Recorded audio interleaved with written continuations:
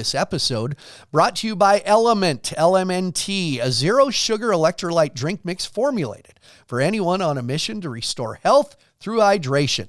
It's perfect for athletes, folks who are fasting, or anyone following keto, low-carb, whole food, or paleo diets. Each stick pack delivers a dose of electrolytes free of sugar, artificial colors, or those other dodgy ingredients you see in other sports drinks. We use it right here in the studio and receive a free Element sample pack with any order. Just use drinkelement.com/Flint. That is LMNT.com/Flint for a free sample pack with any order of Element. And remember, always stay salty. Life is made up of so many moments, big and small. Hey, Dad, it's your turn. Sometimes the best memories are just time well spent together. Only time will tell what our most cherished moments will be. Montana Moments. Celebrate what matters. Well, welcome to episode number 83, according to Flint, in studio. Always, we don't really have to have a theme when we have people in town. Good. Will Rasmussen, top 5 for, I don't know how many years. Top 5. Several years. We say top 5 PRCA announcer of the year nominee, but in general, we'll just say one of the top rodeo announcers in America. How's that? Absolutely. And Dusty Tuckness, announcers, bullfighters, worn out clown. It makes sense. How many? All goes hand in hand. What do you Wrangler National Finals Rodeo now? How many? This year was 15. 15. Yeah. Joe Bumgardner did 15? He did 14 total, yeah. Total. How about that? How about that? Wow. And 10-time Bullfighter of the year? Yep. There you go. So let's have a visit. First of all, you and I hooked up. Was it last year we did it? Or 2 years ago? Because you guys, as we do this from Billings, Montana, it is the weekend of the world-famous Chase Hawks Memorial Rough Stock Invitational. You guys are in town, so I snatch you up. Will, you and I have been part of the Chase Hawks since day one. Day one. This is the 28th year. 28th year. Can you imagine? Because I did the 25th. Yeah, Remember, you did I the came 25th, back. yeah, I sure. called my boss at PBR and said, I need to do the 25th. And it's funny because people, I've joked about it in Vegas on my show that people think the PBR is the Death Star, but instantly my boss is like, that's wonderful. Yeah, have fun. That's always encouraging. But Chase Hawks, who we knew Chase Hawks himself, I think sometimes it just turns into a name. Mm-hmm. Chase Hawks was a little kid, and I was with his brother Justin, bullfighter. Yeah, he got hit by a car on his bike. Labor Day 1996. Yep, we were in White Sulphur Springs, Montana, and Justin stayed and fought bulls at the rodeo, and it was a sad day. Yeah. So it has a meaning to a lot of us that know the family. And kudos. I just love that they didn't let the little boy die in vain. They set up this association. In the 28 years, they've given out over $1.5 million. They help out 100 to 125 families per year. Yeah. They tell me, South Central and Northern Wyoming. And that's a cool deal. Oh, yeah, absolutely. I mean, I've been a part of this thing for, it's got to be close to 8 to 10 years, but just to knowing the reason behind it and the support behind it and the crew that gets to be involved with this event, right after the finals, a lot of people are just ready to go home and, be away, unplugged from the Western world for a while. But, man, just the support and everything starting tonight with the banquet and into the rough stock events tomorrow night. It's definitely an event I look forward to every year. You bring up a good point because you spend 2 weeks in Las Vegas, and there's a part of you that says the last thing you want to do is go to any kind of rodeo or be in the arena. You want to heal up. Cowboys are the same way. They do it the right way when everybody comes. Yeah, absolutely. And you've had it happen to you for years when you're at the finals, but hey, you got a couple of weeks off, a month off after this. Actually, no, about 5 days. Yeah. And we're back into it, and everybody kind of looks at you funny, but right. And even on the contestant side of things, you're going to see a star-studded lineup, but every year at the finals, I tell guys, you need to come and be a part of this great event. And each year we get some new guys. Like this year we got Dustin Boquette coming up, Louisiana boy. He's fired. He's excited.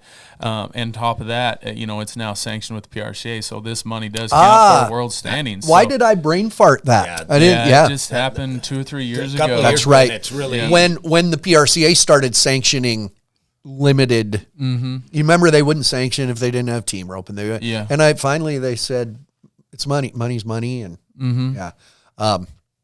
what I like is there's a lot of causes, and I'll say one, and I know you're not supposed to say it, but sometime, hey, it's pink night, hey, but you never like, okay, what do we do? Not that you shouldn't honor survivors and stuff, but to actually see and know the money from here went to those families. That's what the money did.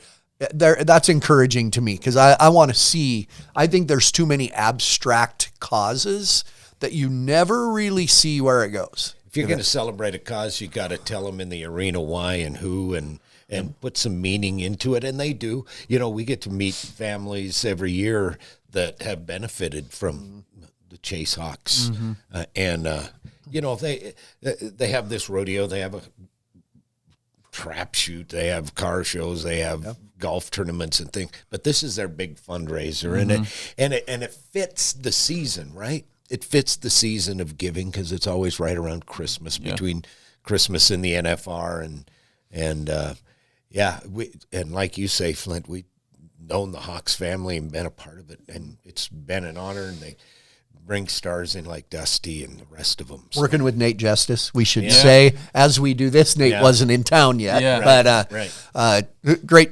Yeah.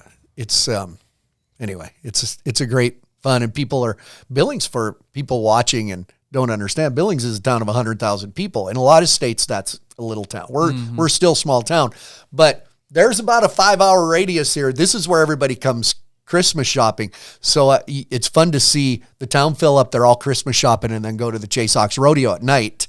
And, new Costco in town. Well, unless you're trying to go Christmas shopping yourself. It's a little crowded. A couple days before, as we're doing this, it's right before Christmas. It'll air after, but what did I see the other day? Be nice to people working in the shops. It's not your fault. You waited till Mary's water broke to go Christmas shopping. Let's get to the heavy, deep stuff. My shirt of the week. Matitzi Longhorns. Longhorns, baby. Matitzi, Wyoming. In your honor. Yeah. Matitzi Longhorn. Did you play 6-man football there? Well, we played 11-man my first 2 years, and then the last 2 years of my high school, junior and senior year, we were 6-man football. You went right from 11 to 6. Yeah, so in Idaho, I was 8-man in junior high, and then come over here to 11. And my first 2 years, my freshman, sophomore year, I think we had 13 people on the team. So you played Ironman football, which I loved it. I wanted to play both sides. And then go ahead. And then junior year comes around, we might have had 10.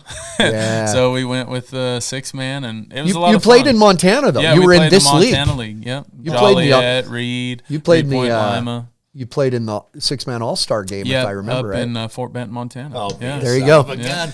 You were when I interviewed him one time, I didn't realize you had spent part of your life in the Du Bois, Idaho area. Du Bois, Idaho, born and raised in Idaho Falls, and went through elementary, junior high in Du Bois, Idaho. Yeah. There you go. That's a good place to stop for gas. After you come up, about what you that's right. And hope you don't run into the small boys. Yeah, Butch, Kevin, It's funny you bring up you played Joliet, and 6-man. Joliet just went up to 11-man. It's growing. Really? This whole area is growing. Wow. Yeah, cool. Anyway, we have all just returned. I'm getting ready to really the PBR Unleash the Beast season is already started. About this airs, we're about 5 events in to the 2024 season already. Interestingly, and it's people not in the Western world, you explain the 2023 season of rodeo ended the 1st of October, so the seasons do this. When people always say, can't quite figure out the seasons of the PBR, like, what about PRCA? Well, it's like the fiscal year of your corporation. Yeah, actually, can begin and end anytime. Right? So, It amazes me. You always go, man, the NFR can't get any bigger and more people. Damn it. every it's busy. year. The big days of Cowboy Christmas. They were anticipating in 10 days at Cowboy Christmas, they were going to be over 350,000 people through the turnstiles. They publicized when we were there, right? That's not a negative. Rightly so. They renewed, did 10 more years or whatever in Vegas. It can't be anywhere else. That's wow. It can, and it almost they dicked around and like it wasn't going to happen, but it lives in Vegas, doesn't it? Yeah, for me, I mean, you asked, the guys back in the early 80s, I guess probably Oklahoma City was the finals. But for me, since I've been knowledgeable enough to understand the sport and where it's been, it's Vegas. And there's just something special to me as just a fan and the years watching it growing up, when it was back on ESPN and trying to stay up late to watch the bull ride as well as the bullfights. You're right. The home for the NFR is Vegas, and the hospitality. For us, we get to stay at the best casino in town at the South Point. Mr. Gong and Ryan Growney take tremendous care of us inside and outside of the arena and all year long. And so when you get to go to an establishment like that and an environment like that, there's so many great arenas around there as well as in different towns. But, man, there's something special about the Thomas & Mack Center. And the Thomas & Mack, not the nicest. Right. I mean, it's sparkly on TV, but underneath, locker rooms, tunnels. It's a little outdated, but it's the home. It's the place. And I'll tell you what else about Vegas. Everything that Dusty said, 100 spot on. But the logistics, it's small enough, and they like the transportation, for example. They get people here and there for free, and they are out of their casino at 5 and back in by 9. Yeah, exactly. And it's for free. And if you need to figure out something else to do in Vegas, Vegas figures out a way to get things done, and it's something for everybody to do during the day, and it's kind of close together, right? Yeah, I mean, it's all for the most part. condensed. It is, and I don't think and people who have not been there, you talk about the South Point, they always win the contest of how many buses they run. They're in contests with other casinos. Those big luxury buses pull up one after the other, and all you got to do is go out and get in line and get on. Right. Yeah. You don't need a ticket. You don't need. Here, we'll take you to the rodeo. Get your ass on the bus. Right. Yeah. Vegas they figure stuff out. Figure it out. And what happened in 2020 when it went to Texas, and everybody, oh, nice job, Vegas. No, it just couldn't happen. Everybody got caught up in the emotion of, hey, we're finally doing something. And sure enough, see how good it was? Ought to be in Texas all the time. No, we hadn't done anything in a year or 8 months. So everybody got caught up in that emotion and excitement of, we're doing something, and it was in this baseball stadium. See, that's how it should be. Okay, you're saying that from home. Come with me, and let's go find a place to eat lunch. Yeah. Let's go find a place after the rodeo to get a meal because we've been working all day. Yeah. And it's a long way. It is a long ways. Between. Yeah, that's the other stuff you don't see on TV. Arlington's way out there. And thank goodness Texas was there, That- and they were able to have it, and thank goodness for that. But A couple things on that, just to start it. One thing, yes, thankful for the Texas deal. They necessarily didn't get a fair shake at it, but again, going back to talking about Vegas, Vegas was built for entertainment. Yeah. And like you said, how can it get bigger and better? But every year, that's the same thing. It's bigger, it's better, and so they're built for that entertainment. How we're going to do transportation, how we're going to, and now there's just so many things. From my first year there to now, the amount of things that you can do, more family related type stuff too, not just the nightlife. But like you said, we can eat any time of the day.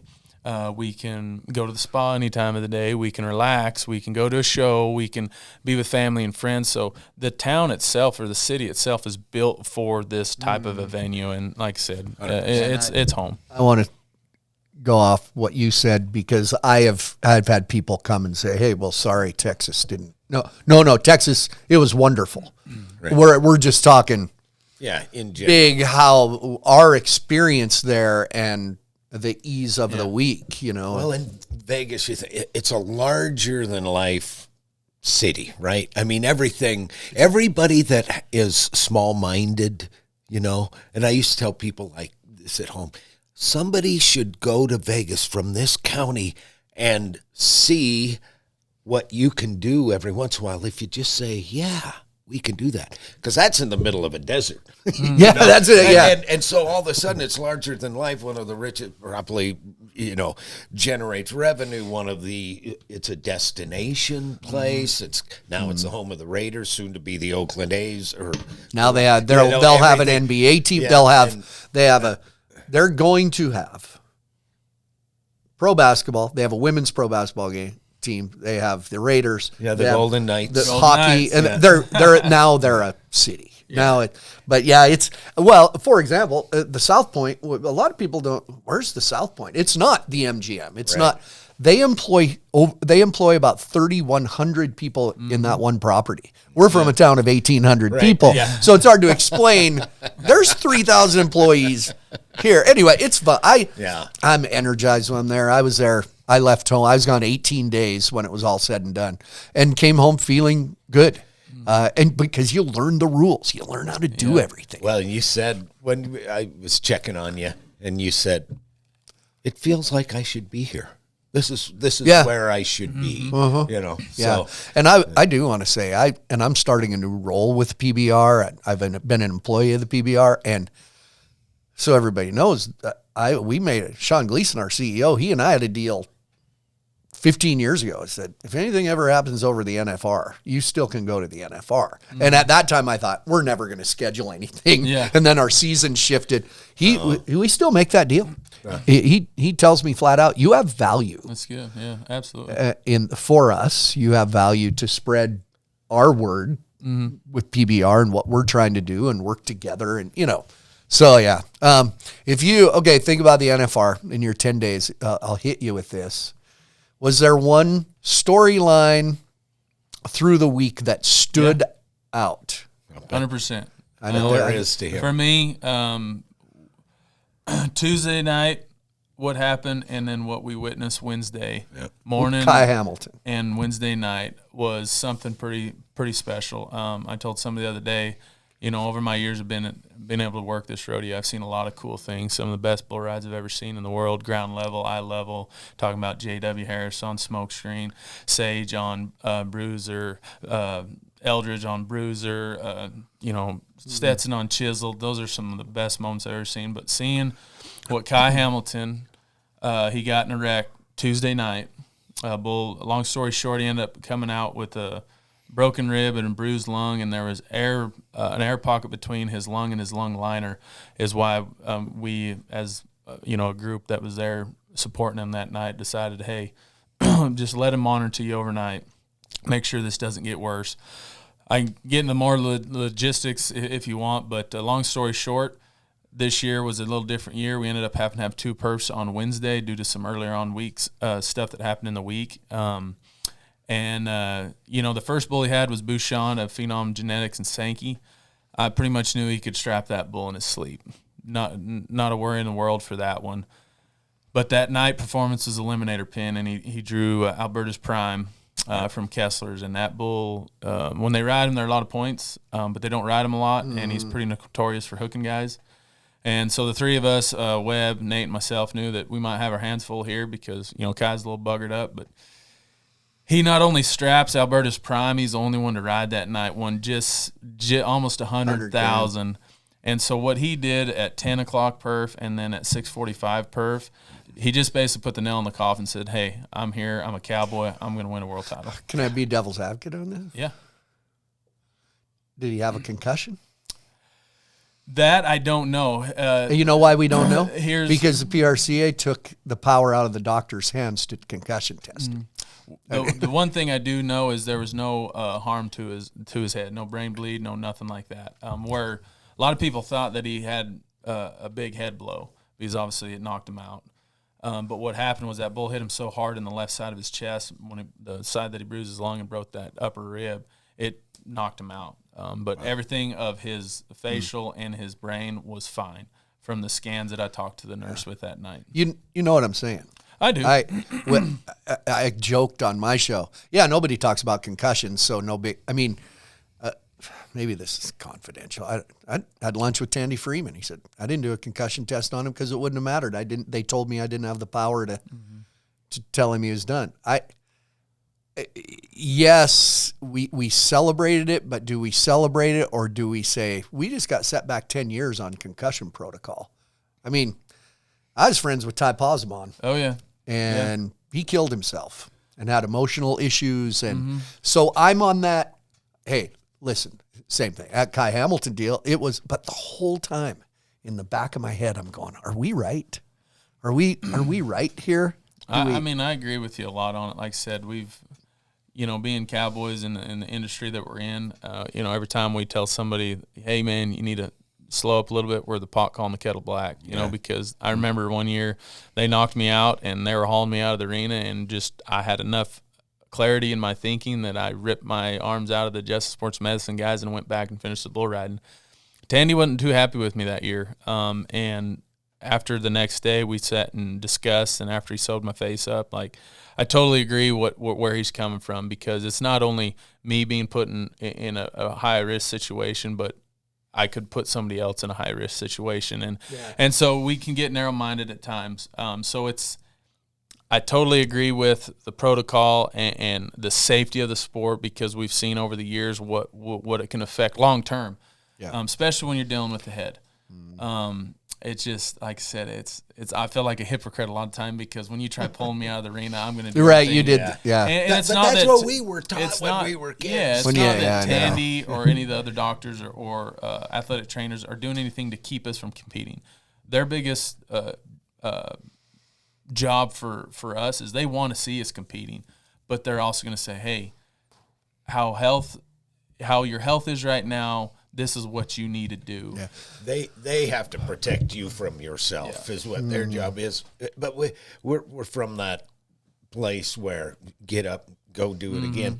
I agree. Oh, you got your bell rung. Right. That was You get I remember being in a football game and not being able to call the plays. I could do them, but same type of thing. And I agree with Dusty. Kai has to be the story, right? He's got to be the story. But let me ask you this too: if you sit out a perf, you automatically sit out too. Well, that could have been a factor too. Why would that rule be in there? Well, the biggest thing that was brought to us that night in the hospital, like I said, my concern was just the health and wellness of Kai. Of course. But we kind of Cody, right? We grabbed a quick bite before we went to the hospital. He said something about a few years ago when his shoulder got knocked out, he had to sit out one round, but then he had to sit out two, and that took him out of the average.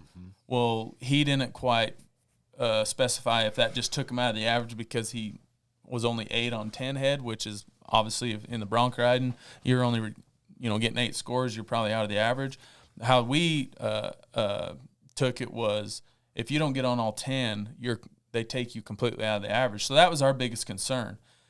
With that being said, the original plan, after what I told Kai when I left him that night, I said, hey, from the sounds of it, talking with Steve and Sonny Devin, because we don't have, this is new to us all, we don't have a 10 o'clock perf normally. So his concussion test or protocol would be that next afternoon prior to that event. And so from when we left that night and even all the way up to almost a 10 o'clock performance, through Kai's understanding, what he was told was they were going to allow him to get on both bulls that night so that he could go see Tandy, go through some checkups, make sure everything checked out. Last minute at 9:30, I believe, they called Kai sitting in the hotel, and right or wrong or whatever it was, they said, hey, no, they're not rolling your bulls. You got to get on this morning. And so that kind of pissed Kai off. Yeah. So at the direction we were going was, hey, get rested, stay the night, at noon, go in, see Tandy, let him eval you, talk to you, see how you're feeling. We'll get on both tonight, because normally we don't have a 10 o'clock performance. Normally it's just the night perf. And then all of a sudden, a lot of stuff happened. A lot of people were upset. Guy got mad and just said, you know what, enter me. Well, Tandy said to him, you want to do a concussion test? And he said, yeah, I'll do one. He said, what if you fail? Are you going to sit out? No. Tandy said, fine. And not his fault because he was given the word he didn't have. Now, I will say, coming back to PBR, we have a heavy concussion protocol. Yep. Right. Everybody's got a baseline. I've known guys during the team thing, there was one rider, and I asked one of the coaches, he's been like 3 weeks. What's hurt on him? And they said, he can't pass a concussion protocol test. And it just lingered on. And so he's out. So anyway, listen, I know all the, well, he might not have won the world title. You know what? I want him to be okay when he's 42. Yeah, that's exactly. Right. We never know. So is there what else? A storyline that stood out. Every other event, you got it. Here's what I think. Go ahead. You ready? Yes.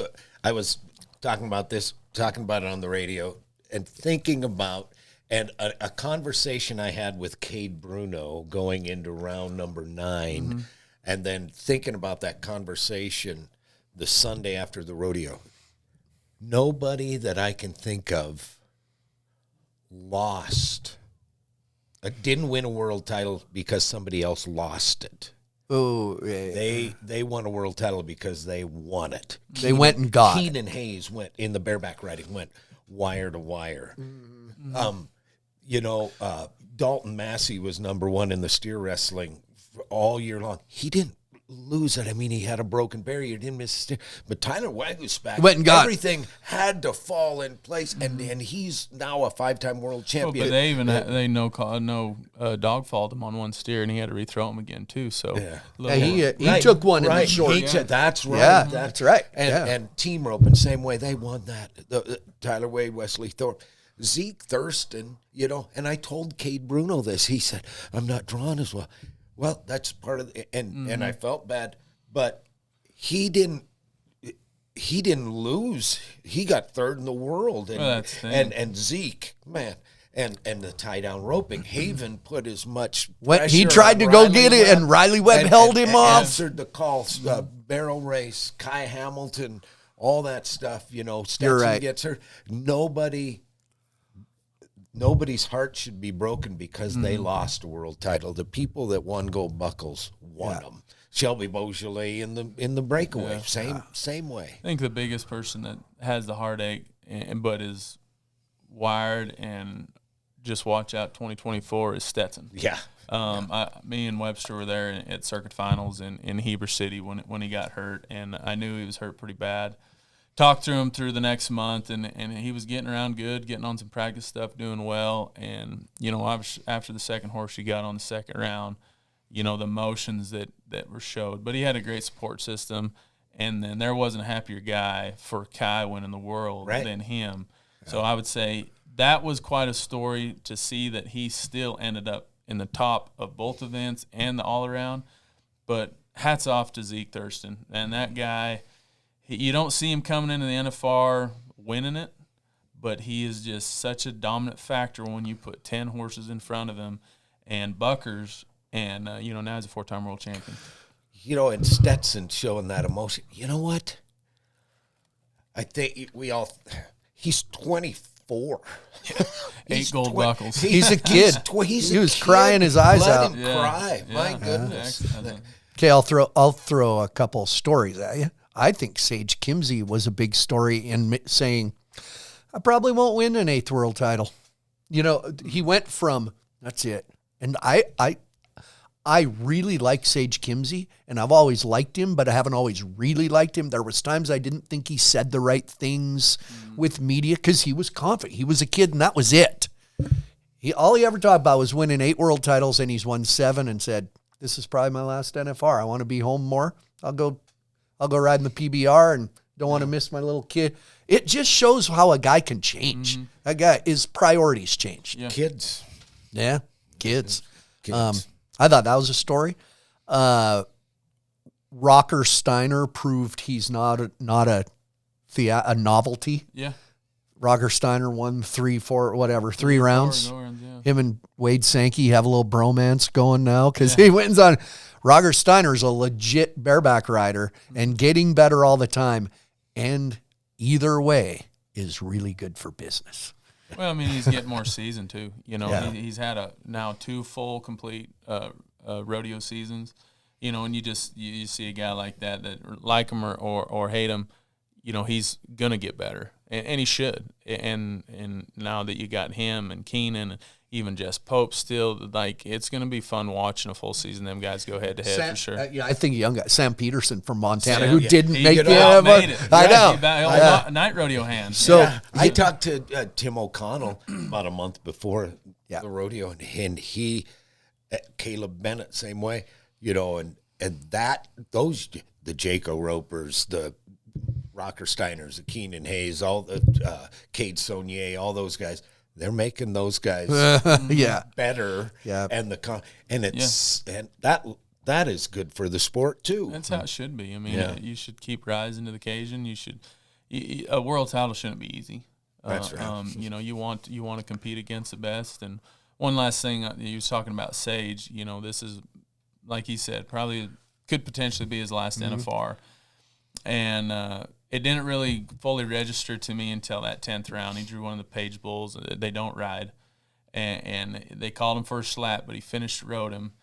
And when he went out, he kind of twirled out there to the middle of the arena and just kind of gave a last salute.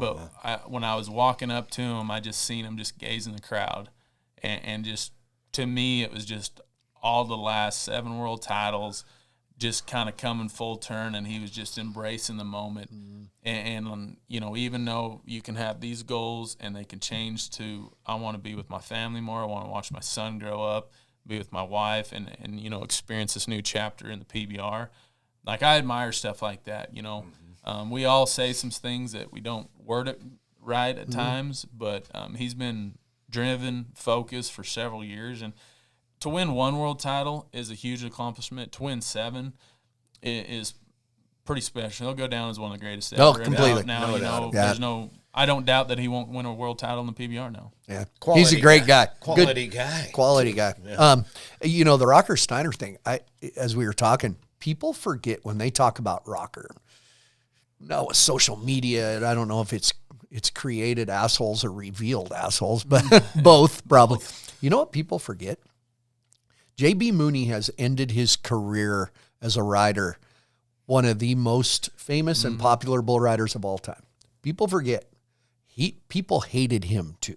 Yeah. He was that same, you either loved him or hate him, people cuss him, and now he's progressed into this folk hero Yeah. in rodeo and bull riding, you know, and I thought of that with Rocker Steiner. Is he going to be that guy that eventually that's what they remember, the good one, not the guy throwing his helmet down? You know, JB went through that. Remember, people cussed him for saying the F word really loud. It was all kind of the same pattern, Yeah, but a little have bit. you watched the NFL or the NBA Oh, yeah. lately? I mean, you see that all the time, and I know it's rodeo, you know, and we want better for our sport. Yeah. But man, Rocker Steiner, he's somebody told him how to market himself, and if I had that hair, Remember Sid? I did. Yeah, Remember how Sid- bad a lot of, remember the Sid. guys, the Yeah. old timers, how bad they hated Sid? He showed up in cornrows and black head to toe, Yeah. bulldogging, and they just hated it. And he knew exactly what he was doing. Yeah. He Yeah. knew exactly. So, Yeah, I you know, and rodeo's getting, it's boy, there's a scale over here, and you know, J.B. Mooney. You talk about J.B. Mooney. I was lucky enough, or unlucky enough, depending on how I saw him ride his last bull, and I saw him on his last ride too. He rode a 90, 89 and a half or whatever it was in Filer, and then the next weekend in Lewiston, and I go, ooh, that was not good, and it wasn't. But what an icon he was, and still is, and will continue to be. I mean, right? he's going to be just like Flint with, you know, everything that he's still involved with.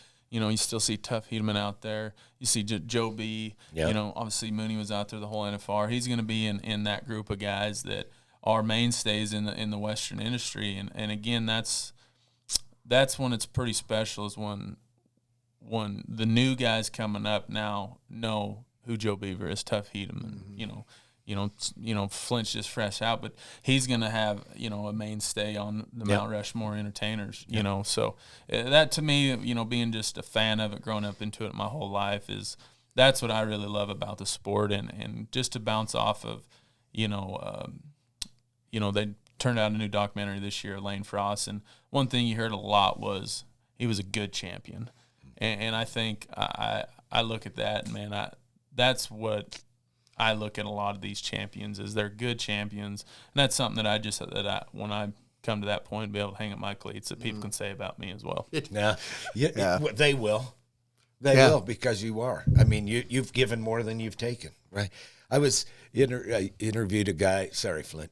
No, I was interviewing a guy. I know. I haven't talked that much compared to you. No. I was interviewing a guy that co-wrote The Beaches of Cheyenne. Oh, right. With Garth Brooks. His name's Dan Roberts. Maybe you know. Dan Roberts, he's got a great rodeo clown song. Yeah. Hero is a Clown. And he has a song that he wrote. Neil McCoy recorded it, and he wrote it during the 2017 NFL season. Take a Knee, My Ass, it's called. And then The Beaches of Cheyenne. He was telling me about writing that song and how difficult it was to write. And he came up with the line about the diary by the bed and all that stuff, and called Garth. And Garth says, I got to go. He just recorded it. But and I asked him about Lane Frost. Is that song about Lane Frost at all? And he goes, great question. No. But Garth called Clyde and Elsie and says, we in no way want this song to be related to Lane Frost, even though it happened in Cheyenne. And that's why we put the main character, the wife, out in California. And Clyde and Elsie gave Garth Brooks one of Lane's buckles to wear, and he wore it every stop of a 2-year tour. That's pretty cool. Yeah. John Growney has told me 2 or 3 times the saddest thing about Lane Frost is that he had to die for people to know what a great guy he was. Yeah. That's what he's always said. Anyway, because I'm going to lead to another topic that we have talked about, and people probably get tired of hearing me talk about it, but there was no progress. I think a story was Lisa Lockhart. Oh, I know where you're going. 17th NFR wins the average, benefits from a couple tip barrels, wins the average. She's the winningest WPRA cowgirl in history.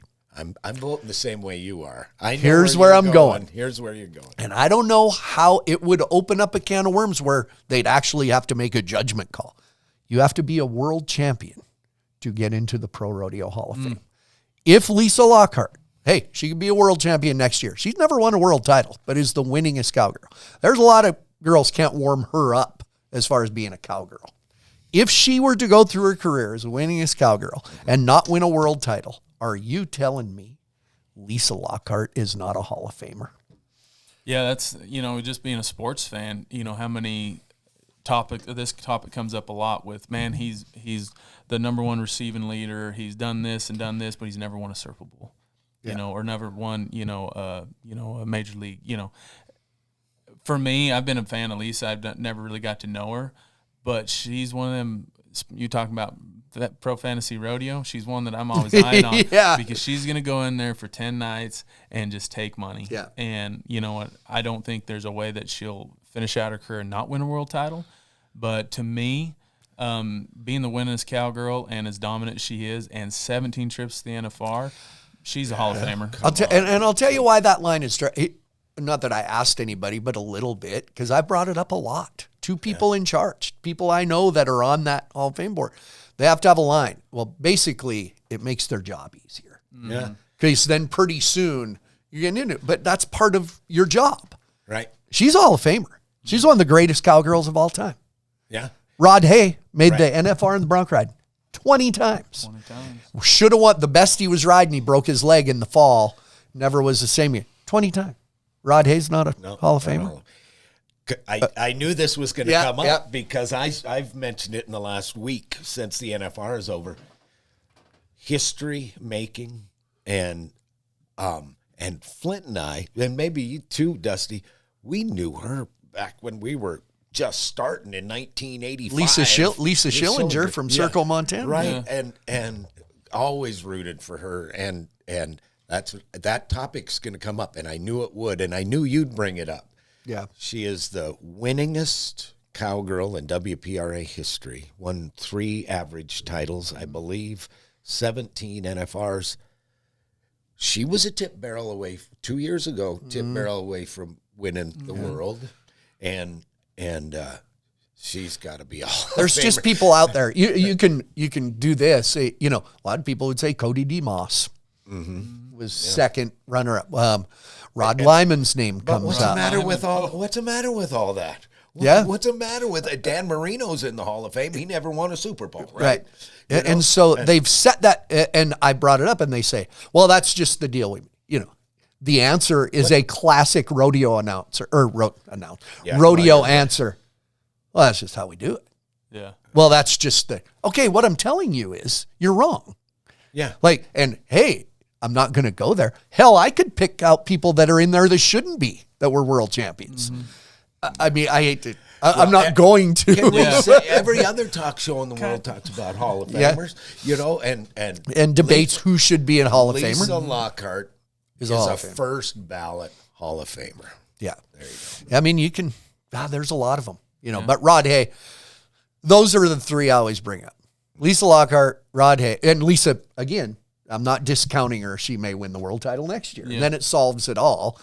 But I always say Lisa Lockhart, Rod Hay, Rod Lyman. I mean, Cody DeMoss might be in there too. He wasn't as flashy, but I think it's an interesting topic, and I will defend my position to the death. How's that? Good. Well, you even look at it on the, PBR side. I remember for years, Laramie Marchie, one of the most consistent bull riders ever was. Finally, he did win him a world title, but 3 or 4 years in a row, he was runner-up. Yeah. And so you're always thinking, like, he never won it, but he was the most consistent bull rider for over half a decade. Yeah. Like, his riding percentage was out of the roof. Has the most qualified rides. Rides. So, you look at that perspective, even take, not even counting his world championship. I've always looked at Laramie, and I actually seen him, I believe it was the other day when we were in Anaheim, and I just I admire a guy like that because he took care of business. Yeah, great guy. Yeah. Great guy. And a handsome bugger. He was so fun to have. I have a picture. Somebody took on the fence his very last ride in the arena at the PBR World Finals, and he's hugging me. And the picture's looking down on us, and he's hugging me. And I'll never forget, he and I became good friends. He went through a divorce, and I was at the same, or later, and he'd come and sit in the locker room and talk to me about things. And he hugged me, and in my ear, he said, "I will miss you, my friend." I'll never forget that. Good. Right in the middle of the arena, and I have a picture of it. And it's on my phone somewhere, and I should print it out. Cool. I will miss you, my friend. Yeah, cool. I'll never forget that. So, I don't know. I like the storyline thing because the good thing is the network that the NFR is on, there's no TV window. So they can talk about a lot more stuff. And we do see Justin McKee I'll give Justin McKee credit. He's very excited all the time. Oh, man. He is sincere. Yeah. He loves his job, loves rodeo. And they are telling more of those stories. And that's, we talked before we started recording. We want to know more. And that was my 20 years ago when I started doing a talk show. That was my goal. I want to know more than, boy, how do you feel after that run? Right. Hey, back to you guys. That's all we ever got. And so now there's kind of a show everywhere, but it's benefited, Cowboys. I still think there's little things. I watched the live show in the arena, and they don't show the riders' faces enough to build a fan base, yada, yada, looking at it from the professional side. But TV, it's a great telecast. Can you beat the voices of Jeff Metters and Butch Knowles? No. Yeah, as to start your night, because it's been like that since 1990, whatever. Yeah. I think those two we were talking earlier, just hand in hand. They diagram it well. They know the sport well. They talk really fluid together, and it's spaghetti and meatballs right there. You are. That is great. And I've talked to both of them, interviewed them both, and they are just such great guys.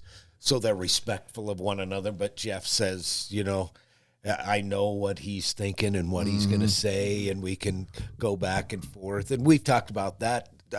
When you and I worked together a lot more, I knew where you were going. You know, you were the constipated German. Yeah. Far from pooping. Right. And we had, hey, remember our cousin that was half Iranian and half Norwegian? Yeah, sir, you betcha. Of course I do. Of course. you know, Butch Knowles is, and we've talked to our dad, old school rodeo announcer, great rodeo announcer. He said, well, Butch, he starts judging the rides. Well, he's not a rodeo announcer. Nobody in the arena can hear him. And I say that to lead. What Butch through the last few years has really evolved into is he explains why that guy was 89 and that guy was 84, because there's people that have watched this sport forever that don't understand, wait, he missed a lick. That's a 1.5 or whatever. And I think Butch Knowles, through the years, he went from, everybody works hard. That ride was the best, that's kind of what we grew up with, to listen, he has had a bad week. He's not doing this with his right foot. I like that. Yeah. He points at even me. Why was he? Oh, Butch pointed something out. You're right.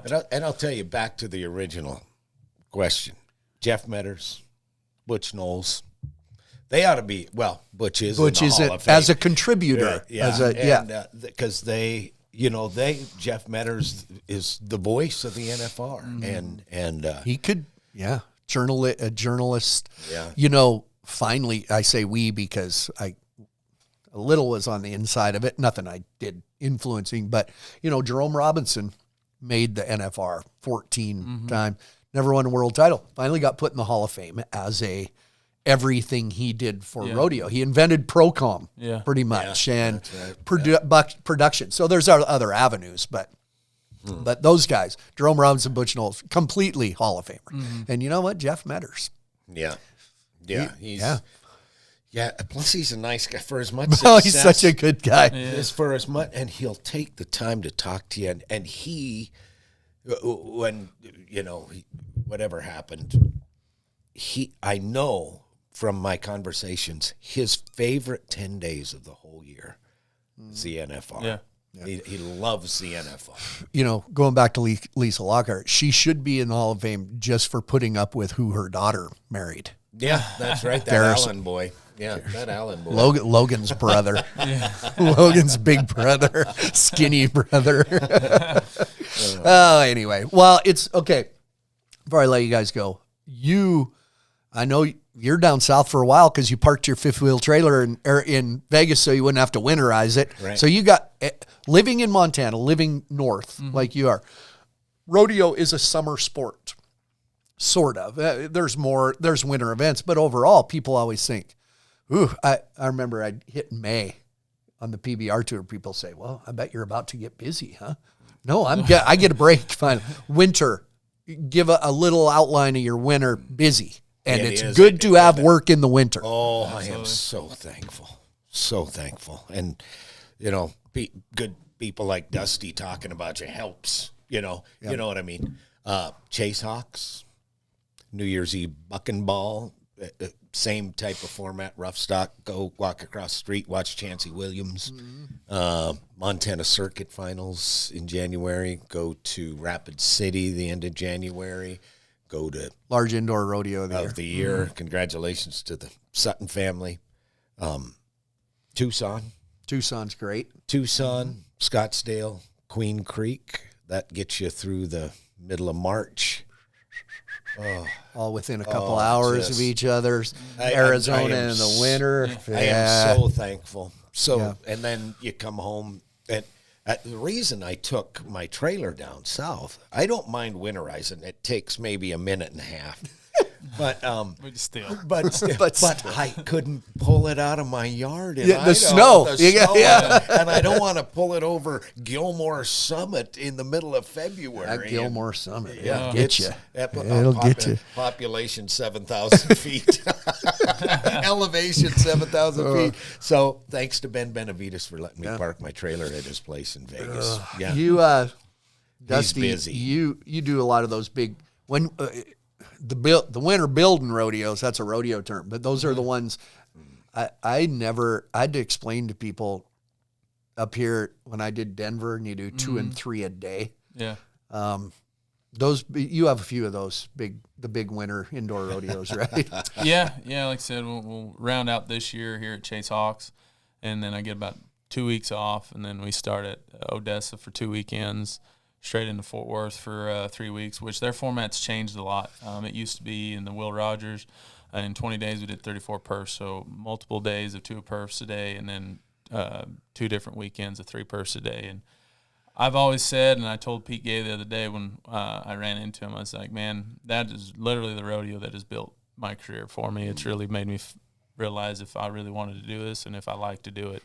But now it's a lot easier on everybody. It's just 1 perf a day. I think there's 2 days where we have 2 perfs in the new Dickies Arena, just state-of-the-art facility.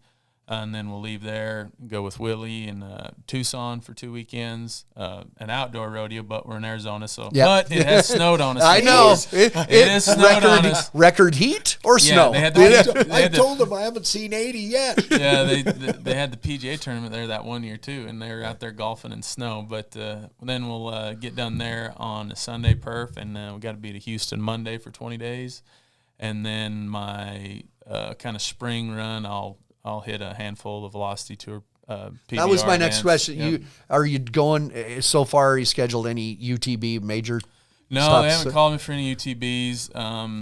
They gave me a few Velocities, so Those fill in some good time, and those are good events. yeah, and that's really, I talked to Frank a couple years ago after my injury, and kind of was telling him some different goals and things that I had that I wanted to look forward to. And so right now in my career, in my springtime, I really try to set that aside for them bull ridings and like I said, stay ready so I don't have to get ready if I'm called, a week before or whatever. But so I'll go to some Velocity bull ridings this spring, and then obviously May finish out some more Velocities into a couple other bull ridings toward the end, and then it's a quick Then away to turnaround, the summer. The summer run is just And anybody that doesn't know Dusty, he's a quality dude. Yeah. He is a quality I dude. wrote down on my little card with topics, Webb and Nate.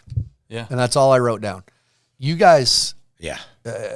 Dusty Tuckness, Cody Webster now, and this year again, Bullfighter of the Year, and Nate Justice. There's a trio. You guys have worked the NFR a lot together. And I think when it comes to voting and selecting you guys, there's a trust factor, not just in the arena, but they know the moment won't be too much for you. Yeah. That's a great team to watch, you Oh, guys. man, they are Holy so crap, good. it's good. They That's are the so good. you three together. There's a talk about knowing where each other are going. You guys are the same. Right. Yeah, it's chemistry and just an all to the sport and the passion behind the sport. I can speak all day on both them too. I've got to know Nate most of his career. Actually, I met Webster when he was just coming into high school, and I taught him how to throw his first fake, and we were at a practice pin, and to see where he's come and the vision that he's had and the success he's had.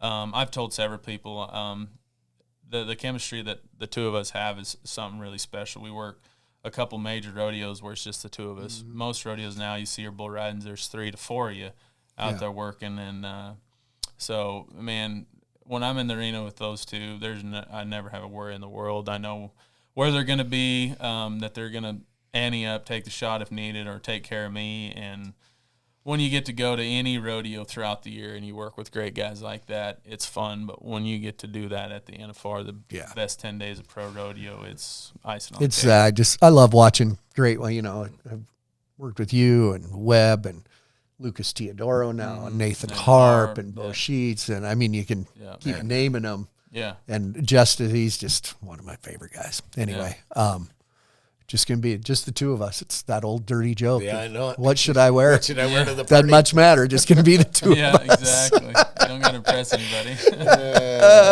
All right, guys. Well, I know this will come out after Christmas, but Merry Christmas. Yeah. Listen, I could have got you a bottle of Pendleton, but I know you don't drink. Well, actually, I got a box of Pendleton that I'm supposed to deliver to John Harrison. I might just leave it for you. Just leave it so for give me. you a couple episodes. I got Will a bottle of the Pendleton Rye, my favorite. Yeah. we obviously don't have. And by the way, I'm I'm drinking my Element. Yeah. Stay salty. Stay You guys thirsty, stay my friends. salty. Stay salty. Stay salty over the holidays. So Yeah. good to see you. I appreciate your time. Thanks Good for stuff. letting us be Thanks. here, Flint. Thank you. Thanks.